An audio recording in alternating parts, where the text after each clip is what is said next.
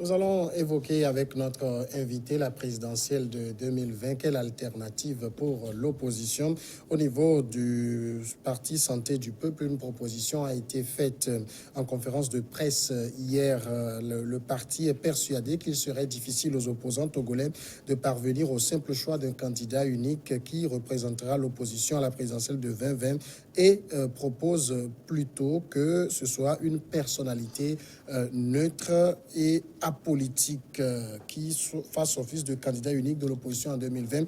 On en saura un peu plus avec le président du Parti Santé du Peuple qui est notre invité ce soir, Dr Georges William Kwessan. Bonsoir, Dr Kwessan. Bonsoir, Samuel. Merci d'accepter notre invitation. C'est nous qui vous remercions. Disons que le Parti Santé du Peuple a quelque peu disparu un peu de la scène politique. Qu'est-ce qui s'est passé? Est-ce que c'était un repos sabbatique que le parti s'est donné? Bon, Samuel, je vous remercie pour cette opportunité que nous nous donnons encore pour nous exprimer et pour parler à nos frères togolais. Effectivement, le Parti Santé du Peuple a disparu de la scène politique il y a quelques mois. C'est vrai, vous savez que nous étions donc dans une coalition. Oui, une coalition des 14. La coalition des 14, et à un moment donné, comme vous le savez, la coalition a rencontré un certain nombre de problèmes. Mais vous savez, nous, c'est notre habitude, quand on fait partie donc, de ces coalitions, quel que soit ce qui se passe, même s'il y a des difficultés, nous pensons que nous devons taire ces difficultés et ne pas les mettre sur la place publique.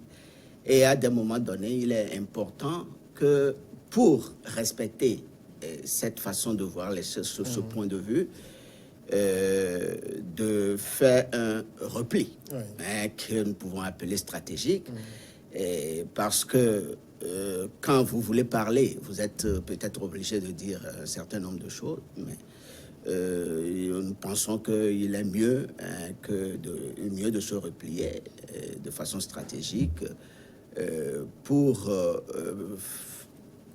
maintenir la cohésion du groupe, sauver la cohésion du groupe. Ça veut dire que officiellement, aujourd'hui, en tout cas à l'heure où nous parlons, Santé du Peuple n'est plus membre de la coalition. Vous savez que depuis un temps, nous avons observé, comme vous le dites, un silence par rapport aux activités de la C14, mais nous n'avons jamais dit officiellement que nous n'étions plus membres de la C14. Mais il y a une charte qui a été signée la dernière fois entre ceux qui étaient restés, ceux qui sont restés à la coalition, les 7 partis politiques qui sont restés à la coalition. Il y a une charte qui a été signée la dernière fois, et à partir du moment où Santé du Peuple ne s'était pas senti obligé de s'associer à la signature de cette charte, nous pouvons considérer de façon tacite que le Parti Santé du Peuple n'est plus dans la coalition. Est-ce que ça ne corrobore pas aujourd'hui quand même la thèse qui veut qu'il est très difficile, voire impossible pour l'opposition togolaise d'être ensemble, d'être unis, de travailler ensemble? Vous savez, nous ne pouvons jamais dire que quelque chose est impossible. C'est vrai, vous n'avez pas dit que c'est impossible, vous avez dit que c'est difficile, mais je peux l'affirmer que c'est un peu difficile, compte tenu d'un certain nombre de réalités. Il est difficile que l'opposition puisse rester ensemble pendant un moment. Et je crois que ce que nous avons fait avec la C14 depuis le 19 août 2017, c'était une grande première, parce que c'est une coalition qui a quand même duré dans le temps. Et quoi qu'on dise, c'était une grande première. Mais nous pensons que, au regard de toutes ces difficultés, et étant donné que nous sommes obligés quand même d'aller vers un objectif que nous devons atteindre, il faut trouver d'autres propositions, il faut trouver d'autres idées qui doivent faire en sorte que les partis peuvent être ensemble, hein, sans être obligés de se fondre dans une coalition, ou bien sans être obligés de se retrouver dans une coalition, comme cela a toujours été fait. C'est pour cela d'ailleurs que nous avons fait cette proposition hier. Vous savez, notre pays nous appelle, nous avons le devoir de réfléchir et de chercher, autant que faire se peut, des solutions aux problèmes qui sont les nôtres dans ce pays. Et il nous appartient, en tant que personnalité politique, de réfléchir à chaque fois. C'est dans cette perspective, dans cette idée que le parti a trouvé nécessaire hier de faire sa sortie. Et depuis donc des mois, comme vous le dites, à travers cette conférence de presse qui nous a permis de faire un certain nombre de propositions. Alors, la proposition que vous avez faite hier et que vous évoquez aujourd'hui, est celle d'un candidat unique, apolitique et neutre pour l'opposition en 2020. D'abord, candidat unique. Ça veut dire que vous pensez, malgré qu'aujourd'hui on soit une constitution qui reconnaît les 2 tours, qu'il est quand même important de partir sur une base d'une candidature unique? Évidemment. Évidemment, nous avons vu dans d'autres pays où les conditions politiques ne sont pas aussi arides, aussi rudes que ce que nous avons ici, mais où les gens, où les chefs d'État au pouvoir ont gagné au premier tour. Le cas de Ouad la dernière fois est là, il y a d'autres cas.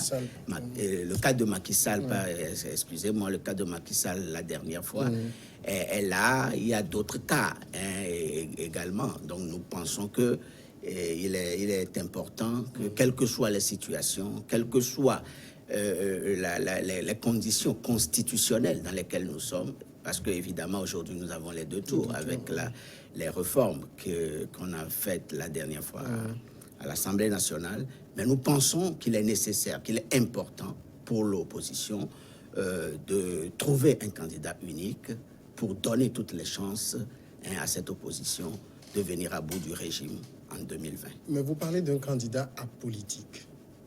Pourquoi? Oui, effectivement, justement, c'est tous les problèmes que nous sommes en train de dire ici.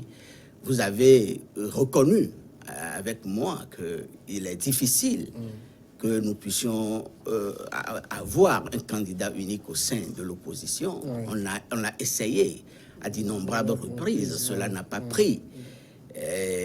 En 2015, moi-même, j'étais membre de CAP 2015 qui avait soutenu M. Jean-Pierre Fabre à la présidentielle de 2015. Mais j'avoue que cela n'a jamais été difficile. Et encore moins aujourd'hui où nous avons encore l'émergence d'autres partis politiques. Je crois qu'il est important que nous puissions aller au-delà. Aujourd'hui, c'est clair que trouver un candidat au sein de l'opposition, cela va être difficile. Nous sommes à quelques mois de la présidentielle de 2020. C'est en ce moment, normalement, que si tout devait se passer, qu'on doit être en train de se mettre ensemble. Mais c'est plutôt en ce moment qu'on s'est disloqué.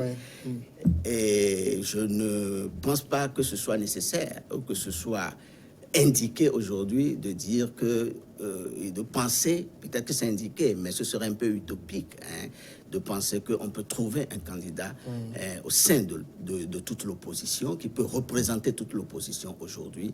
J'en doute. C'est pour cela d'ailleurs que nous avons pensé donc, à cette candidature apolitique, c'est-à-dire quelqu'un qui n'est pas des nôtres. Parce que le problème aussi, avec les partis politiques, quand vous donnez l'opportunité, parce qu'il y a tous ces calculs, les gens ont créé leur parti politique, c'est pour conquérir le pouvoir.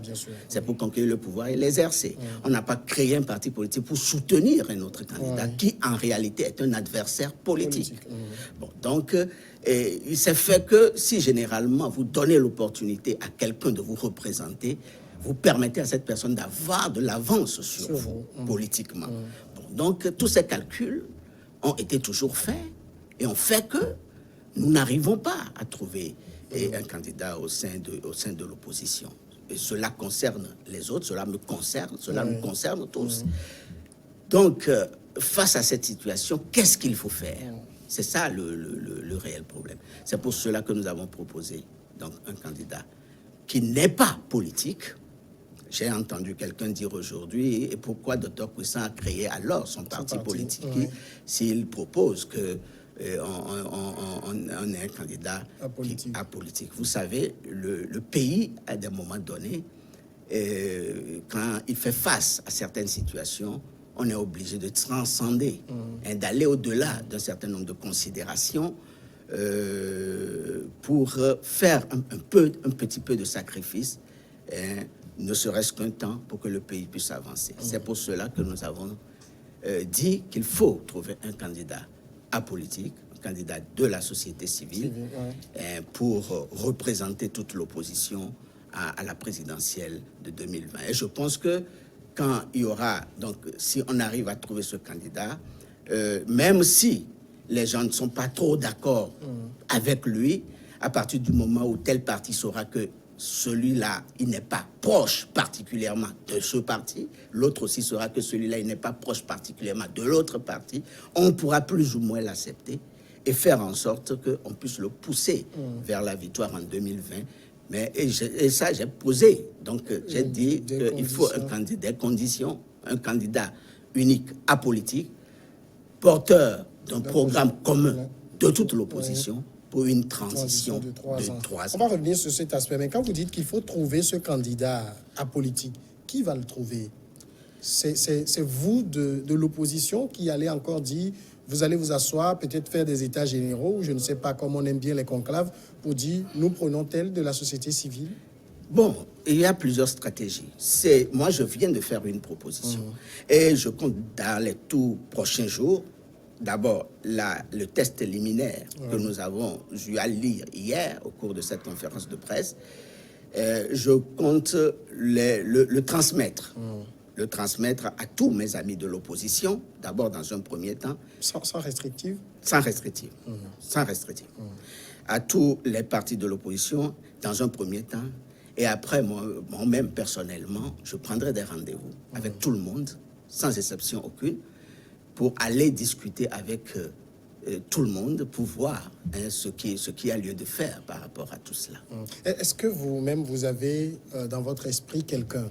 Vous vous dites, parce que vous avez parlé tout à l'heure de la société civile, si on doit se mettre à faire un débat sur la société civile ici, on trouvera des accointances politiques à toutes ces organisations qui se réclament de la société civile au Togo. C'est pour cela que, quand vous voyez bien le test, j'ai dit apolitique, dont l'engagement pour la cause défendue est connu, mais qui prend publiquement part au débat politique, qui prend publiquement peu part au débat politique. Au débat politique. Bon, en fait, ça veut dire que ce n'est pas quelqu'un de si neutre que ça, c'est ça? On ne peut jamais trouver une neutralité réelle. Ça va relever de l'utopie, tout simplement. On ne peut jamais trouver une neutralité réelle. Donc, étant conscient qu'on ne peut pas trouver une neutralité réelle, disons, faisons en sorte d'être un peu plus ou moins proche de cette neutralité-là. Donc, c'est quelqu'un qui prend publiquement peu part au débat politique.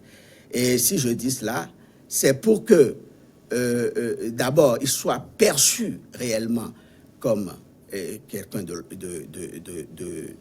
neutre vis-à-vis, au sein même des partis politiques de l'opposition. Mais vous savez que le pouvoir a aussi l'habitude de considérer à tort tous ceux qui sont de la société civile, mais qui défendent les intérêts du peuple comme étant de l'opposition. Donc, pour éviter tout cela, parce que c'est vrai que nous aurons un candidat que nous allons positionner, mais ce candidat doit aller battre quelqu'un.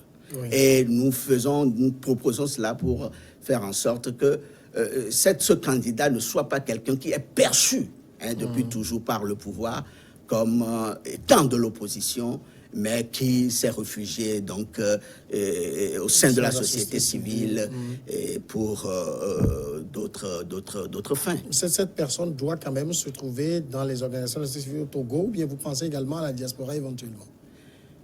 Non, je l'ai dit que cette personne peut être trouvée localement ou peut venir de la diaspora. Et puis, cette personne n'est pas nécessairement obligée d'être dans une association. D'être dans une association, c'est une personnalité qu'on peut trouver des personnalités dans les institutions internationales. On peut trouver des personnalités partout, à travers le monde. Il y a des Togolais qui font de bons boulots à travers le monde. On peut trouver quelqu'un parmi eux. On peut trouver des gens qui militent dans des associations également. Mais généralement, dans les associations, vous savez, c'est difficile que les associations ne soient pas plus ou moins, c'est-à-dire à travers leur action et à travers leur dire, ne soient pas plus ou moins proches d'un camp ou de l'autre. Vous dites quand même que cette personnalité doit jouir d'une probité morale, ayant un riche carnet d'adresses dont l'aménagement pour la cause défendue est connu, mais qui publiquement prend peu part au débat politique. Alors, qui a une certaine probité morale, un riche carnet d'adresses, ça veut dire quand même c'est quelqu'un, quand vous parlez de carnet d'adresses, qui a des contacts partout. Peut-être pas partout, mais qui quand même n'est pas sorti du néant. Parce qu'il ne faut pas oublier que nous sommes en face quand même d'un pouvoir cinquantenaire. Et ce n'est pas avec quand même n'importe qui qu'il faut aller combattre ce pouvoir-là. Donc je ne dis pas qu'il doit avoir des contacts partout, mais qu'il doit quand même être quelqu'un de particulièrement assis, qui a des relations, et qui doit nous permettre donc d'aller à cette présidentielle 2020. Est-ce que vous avez particulièrement quelqu'un à l'esprit? Moi, j'ai des gens, mais je ne dire ça, c'est un peu comme si je fais de la publicité à quelqu'un. C'est un peu comme si peut-être même quelqu'un m'a dit de venir dire ça. Eh bien, non, moi, je ne parlerai de personne. Et on a des personnalités, on connaît, mais ce sera une discussion entre si mes amis de l'opposition sont acquis donc, à cette cause-là, ce sera une discussion qui sera ouverte. Est-ce que ce n'est pas le plus difficile, ça, de faire adhérer vos amis de l'opposition à cette proposition? Pourquoi vous dites que c'est difficile? On connaît aussi au niveau de l'opposition togolaise, je ne veux pas vous prêter des intentions, mais et ça, ce n'est pas typiquement togolais, mais ce jeu d'hégémonie, cet orgueil-là qui anime les acteurs politiques, on connaît cela. Mais est-ce que vous dites que même si nous avons cet orgueil, ça fait des années que nous voulons venir à bout de ce régime, on n'y arrive pas. On est toujours dans l'opposition, même si on a une assise particulière au sein de l'opposition, on est quand même dans l'opposition. On ne crée pas un parti politique pour rester ad vitam aeternam dans l'opposition. On crée un parti politique pour conquérir le pouvoir. Mais si vous êtes tout le temps dans l'opposition, et bon, vous faites comme ça ne marche pas. Je pense qu'à un moment donné, il faut quand même avoir le courage de changer. Et puis c'est pour cela que nous avons dit que c'est une transition juste de 2 ans et demi, 3 ans. On peut faire ce sacrifice-là. Ce ne sera pas un mandat normal. Ce ne sera pas un mandat normal, ce sera un mandat de transition. Et nous avons dit en bas que les élections présidentielles seront réorganisées en 2023 sans la participation de tous ceux qui auraient servi sous la transition, y compris la tête de l'exécutif et tout ce qui vient après, tous ceux qui auront servi dans l'exécutif. Mais au même moment, ceux qui sont là actuellement, qui se battent dans l'arène politique, si vous leur demandez, bon, il faut faire ce sacrifice, il faut vous effacer parce que nous n'avons jamais réussi à battre ce pouvoir, c'est aussi un aveu d'échec que vous leur demandez de reconnaître. Non, ce n'est pas cela. Ce n'est pas un aveu d'échec. Ce n'est pas un aveu d'échec. C'est-à-dire que on peut échouer, c'est-à-dire sur un point donné. Mais en changeant de stratégie, arriver à gagner. Et au finish, qu'est-ce qu'on a? On a gagné ou on a perdu. Si par exemple, même on a sur ce point-là, on a essayé, on a échoué pendant 2, 3, 4 fois. Mais 5e fois, on change de stratégie et on gagne. In fine, on a gagné. C'est comme cela que nous voyons la chose. Et ce sera à l'actif de tout le monde. Alors, quand j'ai lu quand même hier, après votre sortie, le point où vous parlez d'une transition de 2 ans et demi, 3 ans, ça m'a rappelé Adama Barrow au niveau de la Gambie, où c'était pratiquement le même schéma. Il devait faire 3 ans, mais il a répondu qu'on ne construit pas un pays en 3 ans. Il va finir les 5 ans, il pense même à un second mandat. Non, vous savez, aucune proposition n'est sans risque. Aucune proposition n'est parfaite. Ce sera un leurre de penser qu'on fait une proposition qui n'a pas de risque. Ce que nous proposons, cela a un risque. Mais si nous nous asseyons pour réfléchir ensemble à ce qu'il faut faire, c'est au cours donc de cette discussion qu'on verra toutes les garanties, tous les garde-fous qu'on pourra mettre pour empêcher, dans la mesure du possible, cette personnalité qu'on choisira d'avoir des ambitions démesurées après et de chercher à contourner les accords. Je ne dis pas que c'est gagné à l'avance, mais nous avons dit que ça doit être une personnalité de probité morale.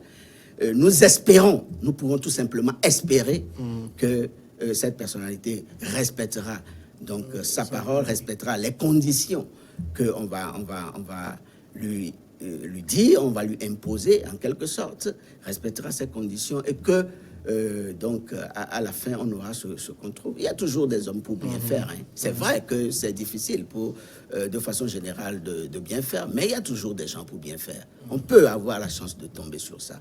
Maintenant, au-delà de ça, bon, dire que nous pouvons faire une proposition qui n'aura aucune limite, c'est que nous sommes devenus Dieu. Et cela n'est pas possible. Vous avez quand même bon espoir que votre proposition puisse passer au niveau de vos amis? Je crois, sinon je ne l'aurais pas fait. Je crois, sinon je ne l'aurais pas fait. Vous savez, nous avons toujours gardé, malgré les dissensions qui existent au sein de l'opposition, on a toujours gardé des rapports très, très cordiaux. Hein. Tous les jours, moi, je reçois des lettres de transmission avec des documents qui viennent d'autres partis politiques. Aujourd'hui, j'en ai reçu de l'ANC. Donc, ça veut dire que c'est vrai qu'il y a des dissensions, mais de façon générale, on est des adultes et puis on s'est gardé les contacts, on s'est préservé les relations. Il y a aussi le volet que beaucoup de partis d'opposition, en tout cas, surfent sur cela, c'est les fraudes dont ils parlent. Est-ce qu'aujourd'hui, vous avez pensé à cela aussi dans vos propositions? Oui, c'est pour cela que dans la proposition, vous avez vu que j'ai dit 2 conditions. En réalité, vous avez sauté indirectement sur la seconde condition, mais en réalité, j'ai parlé de 2 conditions. J'ai parlé de 2 conditions. La première condition, c'est qu'il faut participer de façon active aux élections locales. Et j'ai dit que c'est vrai que ces élections locales, à première vue, ce qu'elles offrent, c'est cette base pour un développement harmonieux. Mais en réalité, ce qu'elles offrent aussi, c'est que cela nous permet de contrôler certaines communes et dans ces communes de limiter les velléités de fraude du parti au pouvoir. Parce qu'aujourd'hui, toutes les communes sont contrôlées par les délégations spéciales installées par le parti au pouvoir. Et au cours des élections, notamment toutes les élections, et puis notamment la présidentielle, c'est ces délégations spéciales qui sont utilisées pour miner la base.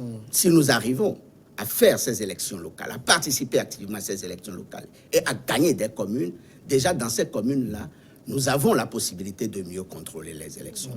Cela diminuera d'ailleurs l'effort que nous allons déployer pour contrôler les communes dans lesquelles se trouvera unir après.